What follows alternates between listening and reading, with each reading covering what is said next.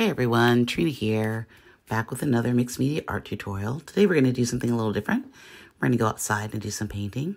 I got my sketchbook, my Derwent line and wash, and I'm also taking my tape here so I can tape off some areas. Nico Azo Gold, got my paintbrush and a pencil from Derwent. And then I've also got my three open colors here, the yellow ochre, the sap green, the white, and some oil pastels. So I'm limiting my colors today in my palette, and we're going to go outside and do some painting. And I also brought my lovely water bucket for the watercolors. Here I'm at the Baker Wetlands, and this is what I'm looking at today when we're painting. So let's get started. I've got my Derwent Onyx pencil here. This is a really black pencil. Yeah, you can't see that at all. So I'm just going to go in and kind of make some marks relative to the landscape. I apologize for the shadows. I did the best I could trying to get the light perfect so that you could see this. Hopefully it's not terribly distracting, but that's what happens when you paint in plein air. So I'm just kind of making some marks here to mimic the tree line and the plants, and just kind of more of a feeling than representation. Of course, I want these to be abstract because I don't paint realistically. And painting outside is always fun because you get more of, there's more inspiration, there's more, the lines seem to come in a more natural way than painting inside. Here I'm going to put down one of my whiteboard mask from the tape so I can preserve that white up there. I'm going in with the Ocean Blue from Derwent. This set is really cool because it is a mixture of the regular watercolor, then also it has a few of the Inktense in there, and this is one of the Inktense colors. So this is a Payne's Gray that I'm going in with. And this is just a regular watercolor from this. So if you haven't checked out this set, I'll leave a link below so you can check it out. But it's one of my favorites for painting outside and just in general. Just laying down some colors, trying not to be too specific with what I'm doing here. And apparently I'm doing nothing. So then I'm going to go in with the natural brown color here just to add some darker pieces to it. I couldn't get my watercolor and the paper in at the same time, so you just got to trust me on this one. This is the Port color, which is also a Inktense color. Actually, I think this is one maybe Graphitint color, but it's a really lovely warm brown that I love to paint with. So I'm going back in with the Meadow Green, this color, just to add a bit of nature, sort of that green color. Not a lot, don't need a lot of it, but I wanted to add sort of that warmer tone in there. So we're just going to keep adding in colors, trying not to get too bogged down in what I'm looking at, and at some point I just sort of stop looking. Here I mixed up a little bit of yellow in with that green and brown to kind of give me more of an autumn color look.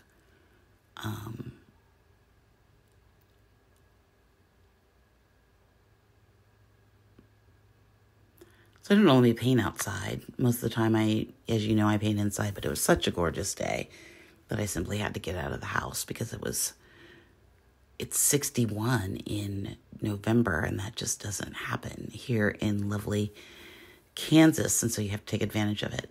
Here I'm going up in the sky with a bit of, I think this is the gray color. It's just called gray, even though it looks a little yellow right here, but the colors are different because it's so bright outside. Going in with a little bit of the indigo blue to kind of add some little tints of color up there. Back in with an orange that I made with the orange, what is that, mango and the Port color. And you get this nice, lovely autumn brown. I kind of wanted to bring out some of those colors into the piece and back in, of course, with the Payne's Gray to make it darker. I really love this color. I love all Payne's Gray, but this one's one of my favorites. It's a really cool tone. And I'm just going back in with the black Onyx Derwent pencil, kind of making some marks. I didn't bring my Derwent Inktense pencils on this trip, so I need to remember to pack those next time. So now I'm going in again with that sap green or the meadow green, painting over. The good thing about painting outside is that things, especially today, it was pretty windy, so everything dries like super fast. I'm going to take this tape off, and you can see that I've done a good job of preserving that white space, and I love that white line, or that dark line that I left up there.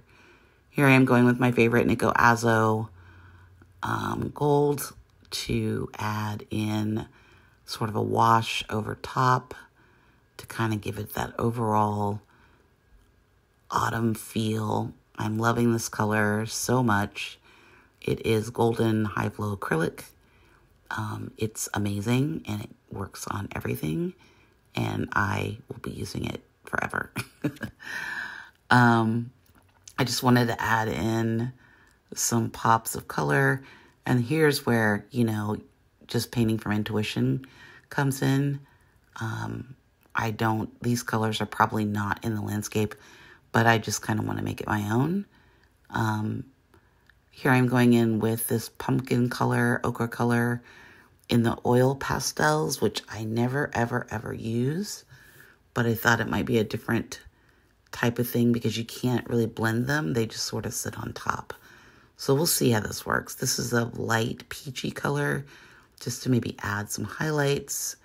You can see that the sun has gone down a bit and the shadows are getting more deep. And after a bit here, we're gonna head back inside to finish this up. So I'm going in with, this looks like a green color from the Pentel oil pastels. These are not expensive pastels. These are, I think, $20 for 40 colors. So they're probably not the best, but to play around with, they're pretty fun. I like the marks that they're making, though. I'm really enjoying different marks than even my Caran d'Ache or anything like that. Because, again, they just sort of sit on top. They don't blend. So the marks are different. So here I'm back in the studio. And I'm going to go in with some white because I want to add in just a little bit of highlight there between the darks and the lights. I thought it needed something there. And down here at the bottom, I added in some white, but then I decided that it was a little too, it blended into the paper too much. So I'm going to go back in with some of the sap green from Golden transparent colors and just add in a little bit of this green. I like how you can see the brush strokes here, and I like how it just sort of blended on the paper. I'm going to add a bit up here too, because the overall piece is a little dark, and I kind of like to bring in back some of those layers, and it feels pretty good.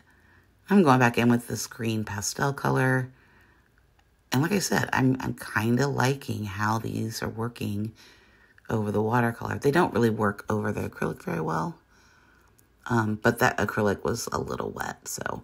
But you can see that the marks, it's easier to see the marks than when I was outside. But I like that sort of mint green with the gold azo. I think that is a really cool combination. And I kind of like how when I'm painting with the oil pastels that it's taking out some of that white, which was unexpected. Here I'm going in with black and sort of doing, I want to make some pretty bold marks here just to finish up, to kind of define the space a little bit and give you a layer on top to sort of guide you around. I like this last mark I make here a whole lot. And I love, I'm loving this mint green, like I said, and I love what I left up there at the top for the white. And the marks are really nice. I hope you enjoyed this video. Like and subscribe, and check out the video to the left.